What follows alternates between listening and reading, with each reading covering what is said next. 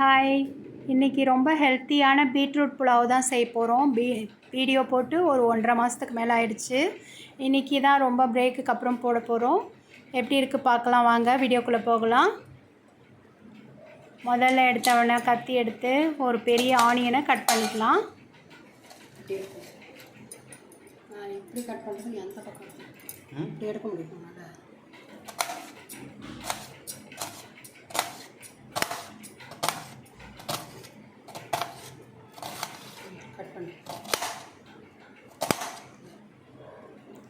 ஒரு குக்கரில் ஒரு 3 ஸ்பூன் அளவு ஆயில் சேர்த்துக்கோங்க.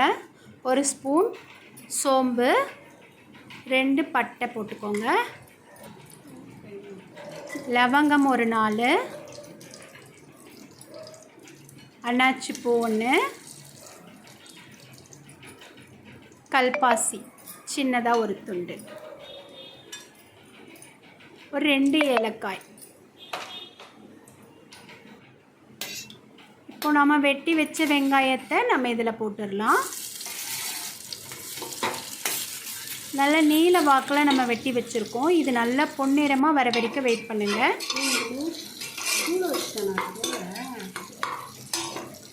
இப்போ வெங்காயம்லாம் நல்ல கோல்டன் ப்ரௌன் கலர் வந்துருச்சு.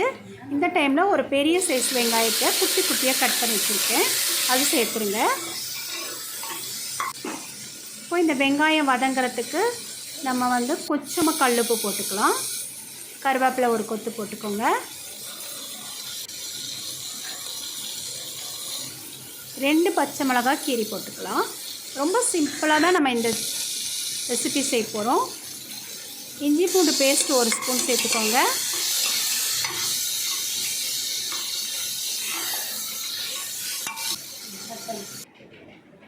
இப்போது புதினா வீட்டில் இல்லை, என்ன பண்ணுறது, நம்ம வீட்டு தொட்டியில் கொஞ்சம் புதினா இருந்தது, அதை கொஞ்சம் பறிச்சிக்கலாம். ஃப்ரெஷ்ஷான புதினா இலைகளை போடும்போது வாசனையும் கமன்னு வந்துச்சுங்க. பாருங்கள், நல்லா வாஷ் பண்ணி இந்த அளவு கிடச்ச புதினாவை போட்டுக்கலாம். இப்போ எல்லாம் நல்லா சேர்ந்து ஓரளவு வதங்கி வந்துருச்சு. இப்போ 1 ஸ்பூன் குழம்பு மிளகாய் தூள் போட்டிருக்கேன். மஞ்சள் தூள் 1 ஸ்பூன் சேர்த்துக்கிறேன். கரம் மசாலா 1 ஸ்பூன், காஷ்மீர் மிளகாய் தூள் 1 ஸ்பூன். இது நல்லா காரசாரமாக இருந்தால் தான் நல்லா டேஸ்ட்டாக இருக்கும். இதுக்கு தேவைக்கு உப்பு 1 ஸ்பூன் சேர்த்துக்கலாம். இப்போ நான் கட் பண்ணி வச்சுருக்கிற பீட்ரூட்டெல்லாம் நம்ம இதில் சேர்த்துக்குவோம். இது ஒரு 1/4 கிலோவுக்கு கூட இருக்கும். இப்போ லைட்டாக கொஞ்சம் வதங்கட்டும். இது நான் பாஸ்மதி ரைஸில் செய்ய போகிறதில்ல, சாதாரணமாக நம்ம வீட்டில் செய்கிற அரிசியை தான் செஞ்சுருக்கோம். ஆனால் சூப்பராக இருந்தது. இப்போ நம்ம அரிசியை நல்லா 1 மணி நேரம் ஊற வச்சு நம்ம இதில் சேர்த்துருவோம். இப்போ இந்த குக்கருக்கு பதில் நான் வேறு குக்கர் மாற்றிடுறேன். இது வெறும் ரைஸ் மட்டும் வைக்கிற குக்கர். இதில் பீட்ரூட் சேர்த்துருக்கிறதுனால இது எப்படி வருமோன்னு ஒரு டவுட் இருந்துச்சு. அதனால் நம்ம குக்கரை மாற்றிடுவோம். இது ஒரு 1/2 லெமன் நம்ம பிழிஞ்சு விட்டுருவோம் கடைசியாக. இப்போது ஒரு கொத்து கொத்தமல்லியும் நம்ம இதில் சேர்த்துருவோம், மல்லி இலைகளையும்.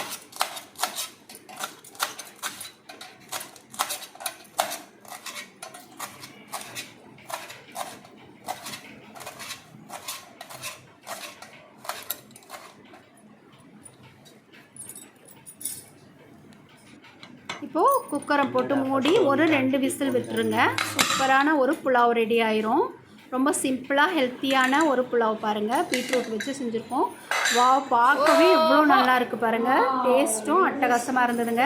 அவசரமாக குழந்தைங்களுக்கு லஞ்ச் பாக்ஸாக இருந்தாலும் சரி, பெரியவங்க வேலைக்கு எடுத்துகிட்டு போகிறதா இருந்தாலும் சட்டுன்னு செஞ்சிடலாம். இது ரொம்ப ஹெல்த்தியாகவும் இருக்கும். எல்லோரும் கண்டிப்பாக ஒரு முறை ட்ரை பண்ணி பாருங்கள்.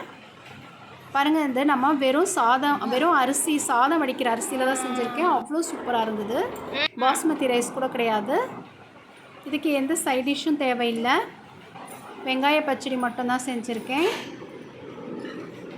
டேஸ்டியான இந்த பீட்ரூட் புலாவ் எல்லோரும் ட்ரை பண்ணி பாருங்கள். ரொம்ப சிம்பிளான ரெசிபி தான், ஆனால் ரொம்ப ஹெல்த்தியாகவும் டேஸ்ட்டாகவும் இருக்கும்.